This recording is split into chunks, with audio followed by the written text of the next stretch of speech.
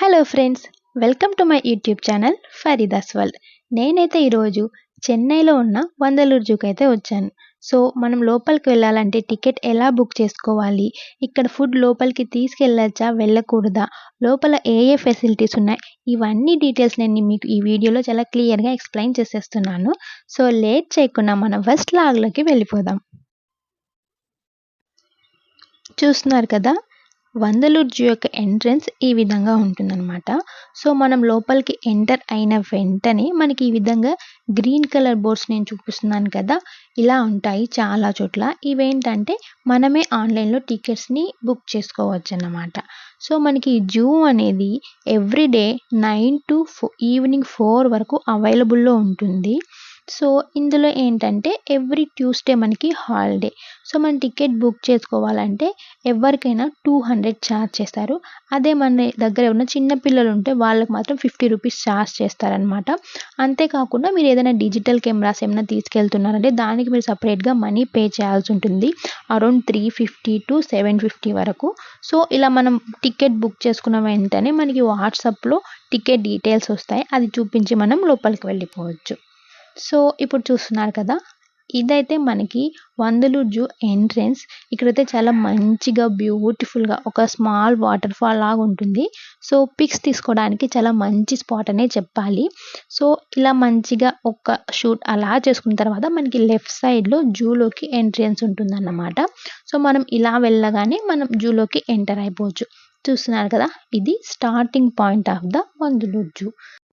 So మనకి స్టార్టింగ్లోనే ఈ జూ యొక్క మ్యాప్ ఇలా ఉంటుందన్నమాట.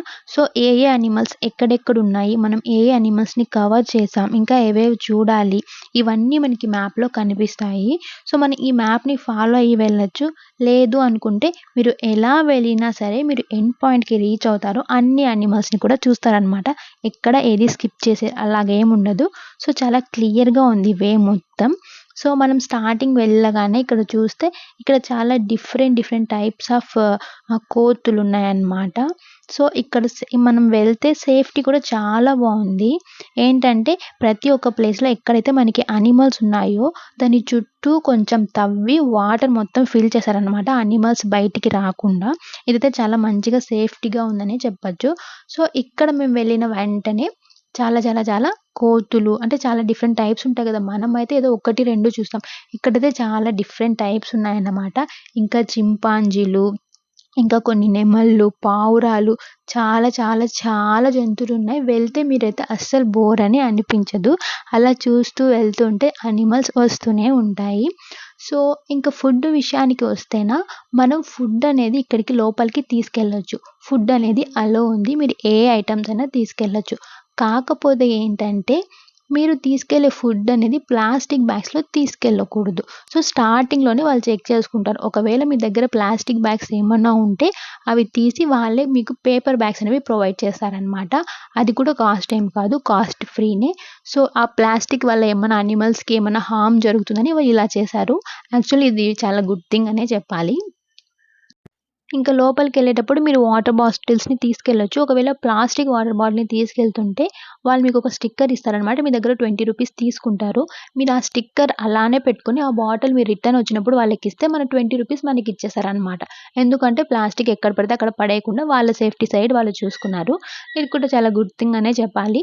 సో ఫుడ్ గురించి మీరు ఏం బాధపడక్కర్లేదు. ఒకవేళ మీరు ఫుడ్ తీసుకొని వెళ్ళకపోయినా ఇక్కడైతే చాలా ప్లేసెస్లో చాలా చాలా క్యాంటీన్స్ ఉన్నాయి.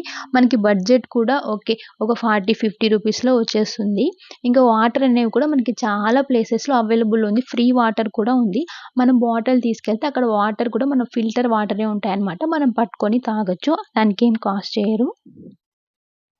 ఇంకా మొత్తం జూ విషయానికి వస్తే ఇది అరౌండ్ 6 to 10 కిలోమీటర్స్ వరకు ఉంటుందన్నమాట.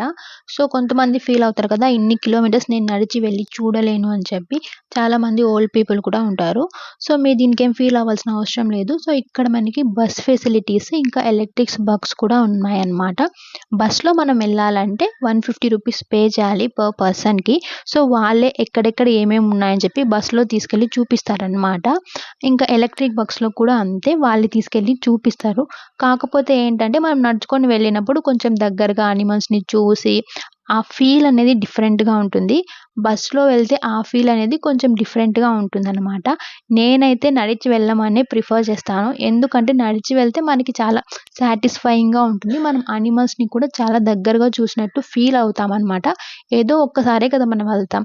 సో, వెళ్ళిన దానికి మనం మంచిగా సాటిస్ఫై అవ్వాలి అంటే నడిచి వెళ్తేనే బావుంటుంది. ఒక్కడే కాళ్ళ నొప్పులకి మీరు భయపడిపోయి ఇలా వెళ్తే చాలా మంచి థింగ్స్‌ని మిస్ అయిపోతారు. ఇంకా రెస్ట్ రూమ్స్ విషయానికొస్తే మనకి జూలో చాలా ప్లేసెస్‌లో చాలా చాలా దగ్గరలో రెస్ట్ రూమ్స్ అనేవి ఉన్నాయన్నమాట. సో, రెస్ట్ రూమ్స్ కూడా మీరేం భయపడాల్సిన అవసరం లేదు. రెస్ట్ రూమ్స్ ఉన్నాయి. అక్కడ వాటర్ ఫెసిలిటీ కూడా బానే ఉంది. ఇంకా కమింగ్ టు జూలో ఏ ఏ యానిమల్స్ ఉన్నాయి అనొస్తే, సో, మేము స్టార్టింగ్‌లో చెప్పాను కదా! చాలా డిఫరెంట్ టైప్స్ ఆఫ్ కోతులన్నీ ఉన్నాయని. సో, అవన్నీ అయిపోయిన తర్వాత మనకి చాలా బర్డ్స్, సో, మనం ఏదో రామచిలుక కొన్ని పక్షులే చూసుంటాం. కానీ చాలా డిఫరెంట్ టైప్స్ ఆఫ్ పక్షులన్నీ ఉన్నాయి ఇక్కడ. ఏమంటే చుట్టూరు వాళ్ళు ఇలా మనకి నెట్ మొత్తం వేసేసుంటారనమాట. సో, ఆ కమ్ముల్లో నుంచే మనం వాటిని చూడాలి. సో, మనం పాకేవి, ఎగిరేవి, ఈదేవి ఒక్కటని కాదు ఇక్కడ అన్నీ చూసేయొచ్చు. సో, నేను ఇది చూసాను, ఇది చూడలేను అని ఏముండదు. సో, పులులు కానివ్వండి, సింహాలు కానివ్వండి, పాములు కానివ్వండి, తాబేళ్లు, మొసలు నేనైతే ప్రతీదీ చూసాను.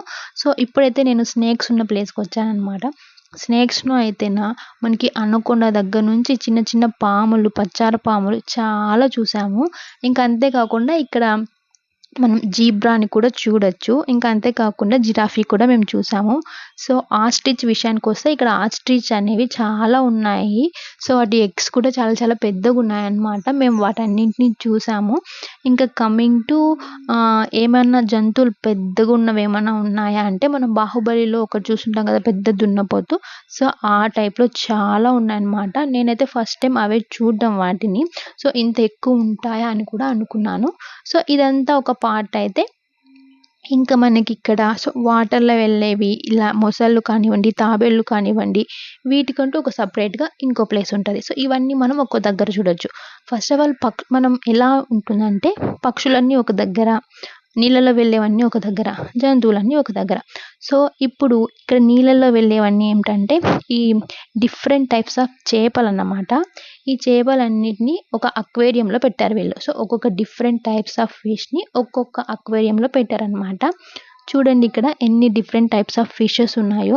నాకైతే ఒక్కొక్క ఫిష్‌ని చూస్తుంటే లైక్ అంటే కొత్తగా చూస్తున్నాను నేను. నేనైతే ఇంతకుముందు ఏదో తినడానికి మనం చూసే చేపలే కదా! ఇక్కడైతే చాలా బుజ్జి బుజ్జి చేపలున్నాయి. చాలా పొడుగ్గా ఉన్నాయి. కొన్ని లడ్డూలాగున్నాయి. సో, బావున్నాయి. ఆ అక్వేరియంస్ కూడా చాలా మంచిగా డెకరేట్ చేశారు వీళ్ళు.